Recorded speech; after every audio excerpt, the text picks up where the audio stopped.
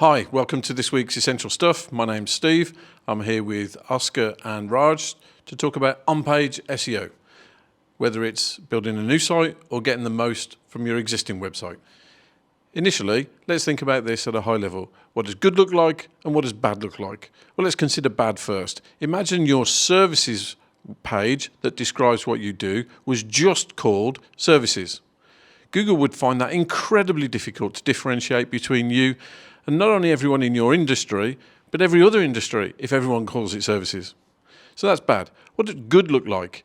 Well, imagine that your services page understands your customers, understands what customers are looking for, has the focus and keyword intent all within the services web page. Now Google knows exactly what you do and will be able to match it to the customers looking for you. But let's take things to the next level now. Oscar, what is on-page SEO? Thanks, Steve. So when we're talking about on-page and SEO, we're looking at four key areas. That's page titles, meta descriptions, headers, and image alt text. Page titles are the bit of text that appear at the top of your web browser in the tab of the page that you're on, and also the blue link text of the search results on Google for your website.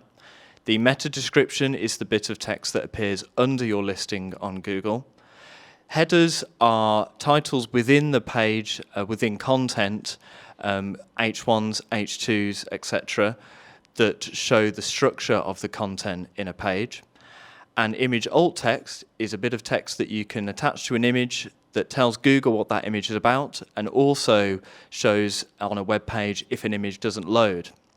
So now we've identified what on-page is, Raj is going to tell us why it's important for SEO. Thank you, Oscar. The obvious answer is it allows you to add keywords into various parts of your page. Google is looking at these areas as ranking signals, and so by having your keywords in there, you're more likely to rank for those terms. We've talked about keyword research and it's important in a previous video, which you can find on our YouTube channel. Also, when you're writing your page titles and meta descriptions, you don't want to just shove keywords in there and really stuff them in. You want to also think about what is the intent of this page and try and convey that message across.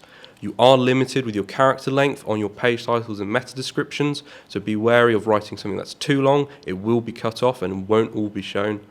With your image alt text, you really want to try and describe what that image is in as clear as possible, again including your keywords. Your headings absolutely include your keywords in them and try and lay them out in a logical fashion. One H1 at the top, then sections have H2s, and within those you have H3s, etc., etc., all of which should include your keywords. In summary, it's as simple as this. If you do your keyword research, when you come to name things on your website, you'll include your keywords. If you haven't done the keyword research, you'll name them something generic that Google can't figure out. Thanks for watching this week's Essential Stuff. We'll put links in the description below. Any comments, please leave them. We'll always answer them.